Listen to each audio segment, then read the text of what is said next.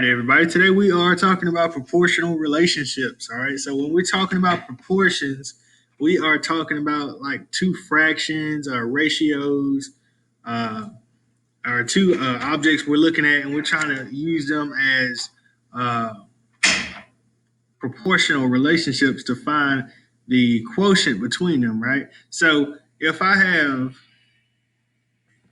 let's say, this chart here. All right, and the question says Betty makes omelets. The table below shows a number of omelets made and a number of eggs used. Does the table represent a proportional relationship? So what we're going to do is look at different fractions, okay, and see if they give us the same quotient or the same product. I'm sorry, quotient. I said it right the first time. All right, so if we have omelets and eggs, now I can set up these fractions in many different ways. All right. I like to go with the left side over the right side. Oh, I'm sorry. Let me go back.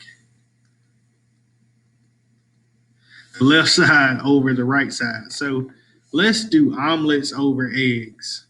So this one would be 5 over 10. This is 6 over 12, 7 over 14, and 8 over 24. All right, now you should know that fractions are the same as division. This is the same as 5 divided by 10. Now, here's the thing. I have to see if all of these fractions are proportional. All right. Does the table represent a proportional relationship? So this is pretty much a yes or no question. So if all of these fractions give me the same answer, right, when I divide, then it would be proportional. Now, if I have one of them that does not fit, then of course the whole chart is not proportional. So 5 divided by 10, 0.5. 6 divided by 12 is 0.5. 7 divided by 14 is 0.5. Now, here's the thing. 8 divided by 24, I know that is not 1/2. Okay. 8 divided by 24 is 0.3 repeated, right? 0.3 repeated. Therefore, these proportions are not a proportional relationship. These uh, fractions are not a proportional relationship. Okay. If they were all the same number, if they were all 0.5, for example, let's say 12 over 24 here, this would make it proportional. 12 over 24 would be proportional because that would give me 0.5. All right, next. So what if I have 5 to 4? This is a ratio here. This is the same as a fraction. 5 divided by 4, is that equal to 35 divided by 28?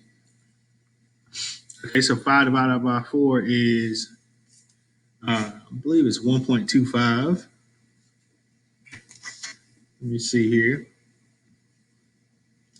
5 divided by 4 is 1.25. And also 35 divided by 28 is 1.25, or 1 in 25 hundredths, I should say. Let me be correct.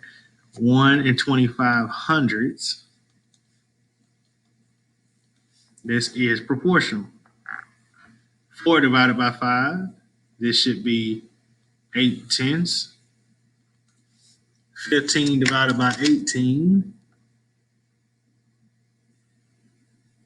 15 divided by 18 is 83 hundredths repeated, with the 3 repeating here.